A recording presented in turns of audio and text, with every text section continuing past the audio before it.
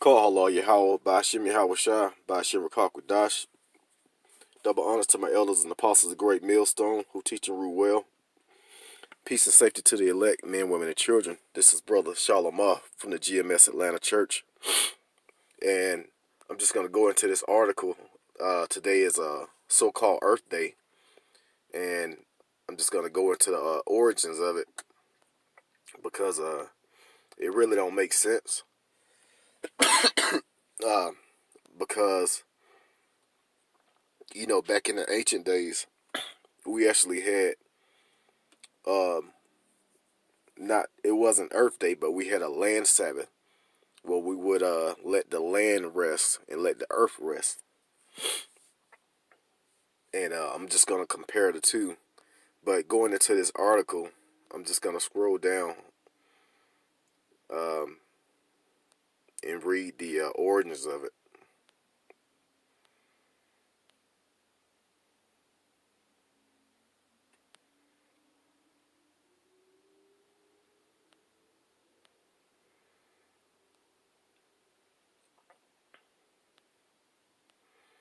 Okay, here it is.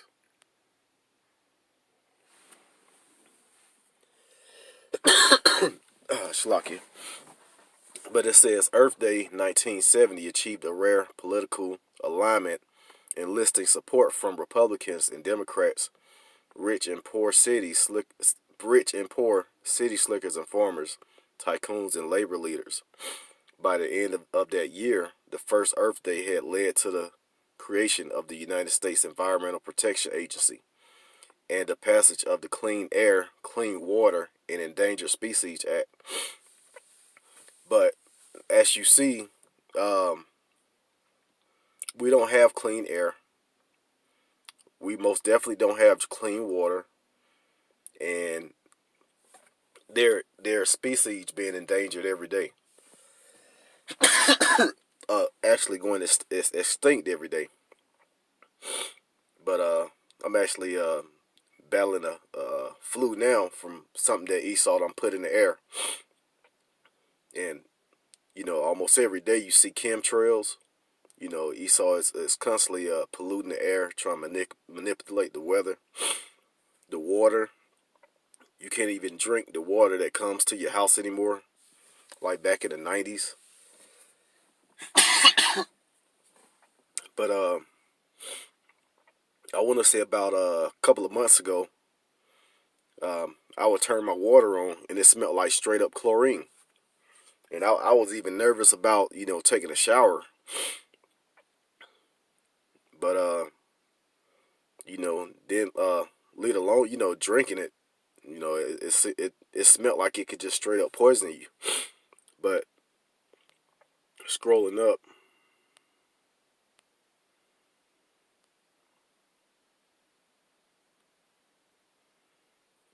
okay, it says the idea for a national day to focus on the environment came to Earth Day founder Gaylord Nelson, then a U.S. Senator from Wisconsin, after witnessing the ravages of the 1969 massive oil spill in Santa Barbara, California.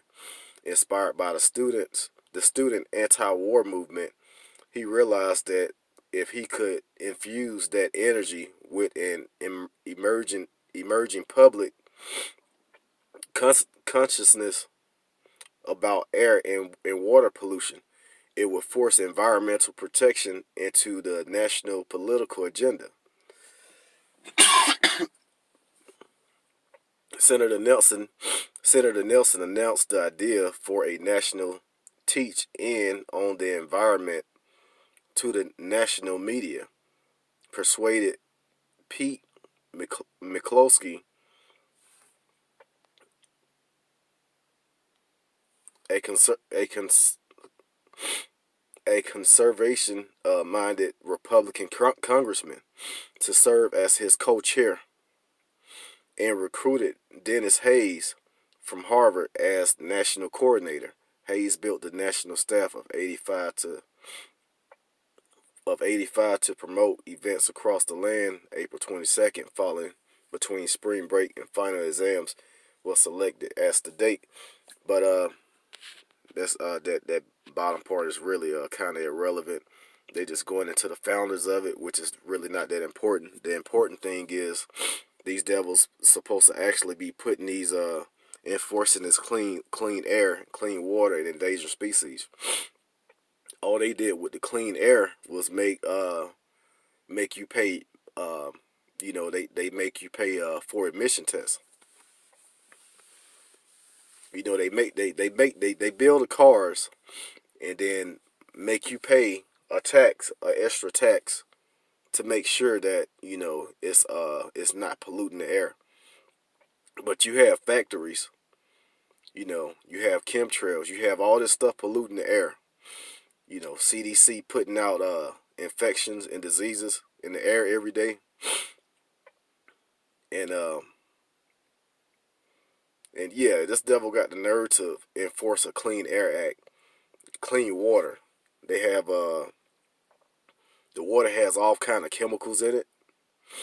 Even the water that you buy at the store is not safe to drink. And endangered species, Esau go out and hunt everything for a sport. They don't go out and hunt to to for meat to eat. They go out and hunt different animals just to just to basically as a sport, just to go out and kill something. But if this devil was really serious about a real clean a real Earth Day, he would stop all traffic flow. Shut down flights or whatever.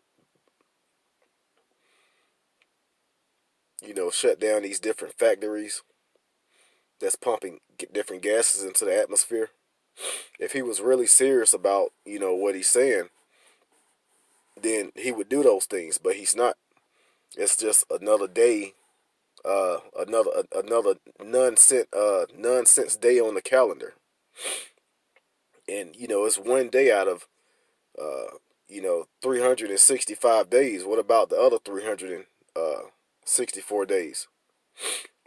But according to the scriptures, we supposed to actually first of all, back in the biblical days, we didn't have all this pollution. Esau, when the Industrial Revolution came around, Esau seen a chance to, to ship his products and basically make more wealth for itself.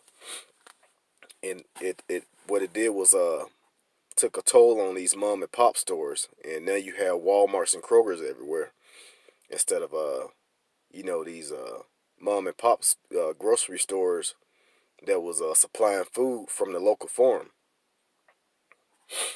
But that's just how Esau do.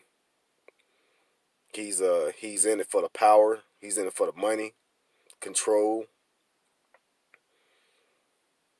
and he doesn't care about this earth. He doesn't care about the air.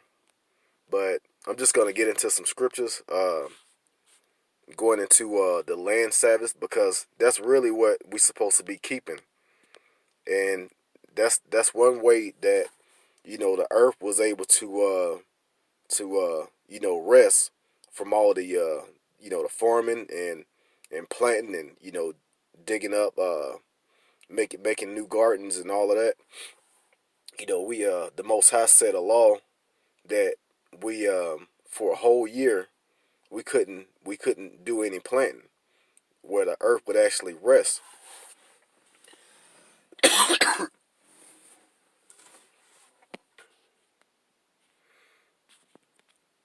So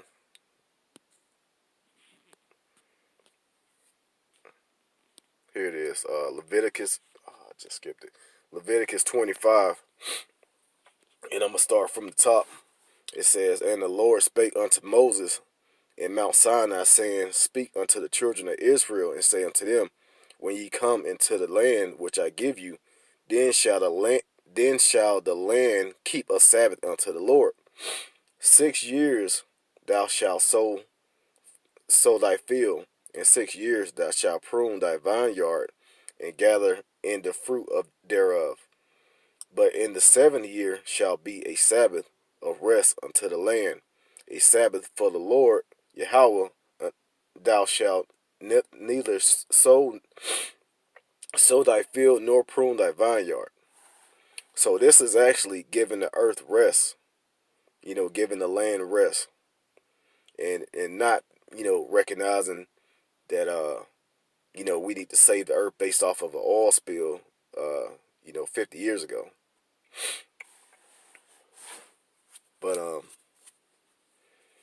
it's in due time. In due time, Esau is gonna his kingdom is gonna fall. And everything that he's destroyed, the ocean, the air, the land, you know, the whole earth is gonna rejoice once Esau's kingdom fall down, and he can no longer be a basically a murderer of all things, including the children of Israel, which are the Negroes, Hispanics, Native Americans today. But let me get that in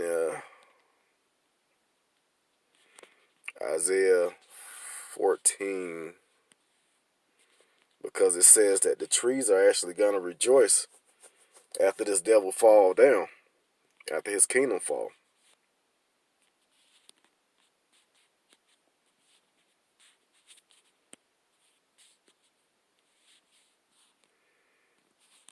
Man, that's Satan right there.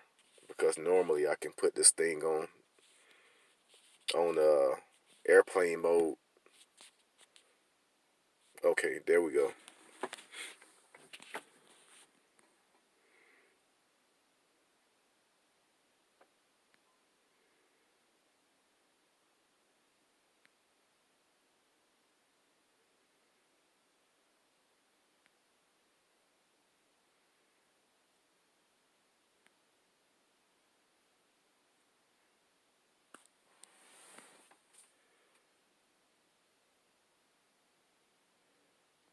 Okay, this is I'm gonna go ahead and read this Isaiah 14 and 20.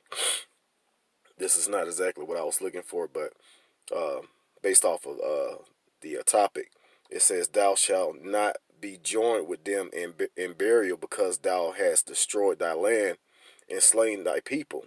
The seed of evildoers shall never be renewed." And that's talking about the Esau Edom, the so-called white man. He has destroyed the whole earth, and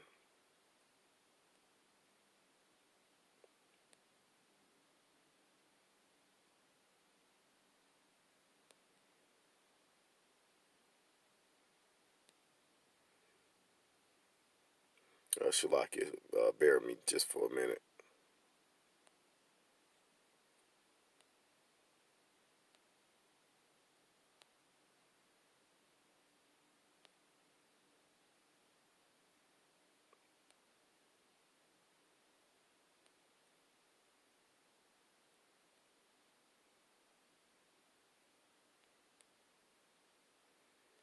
Okay, I know I'm skipping over. Here it is. Isaiah 14 and 7. It says, "The whole earth is at rest and is quiet. They break forth into singing." So once this devil finally go down, this is gonna be the real Earth Day, when Esau can no longer destroy the earth. No more oil spills. No more polluting the air with chemtrails. No more releasing diseases into the air. No more hunting animals until they're extinct. Cutting down trees, basically destroying the habitat of these animals that's going extinct. It says the whole earth is at rest and is quiet. They break forth into singing. Yea, the fir trees rejoice at thee, and the cedars of Lebanon, saying, Since thou art laid down, no feller is come up against us. So there you go. This whole earth is gonna rejoice, and that's gonna be the real Earth Day of once Israel is back in rulership of the whole earth, and once Yahweh Bashim Yahweh Shai is come and destroy this place, and Yahweh is gonna be basically ruling the whole earth. So I hope that this lesson was edifying. Shalakia for the cold. Um, but yeah, until next time, Lord is willing. Shalom. All praises to Yahweh Bashim Yahweh Shai, Bashim Rakakwadash. Double honors to my elders and apostles of Great Millstone who teach and rule well. Shalom.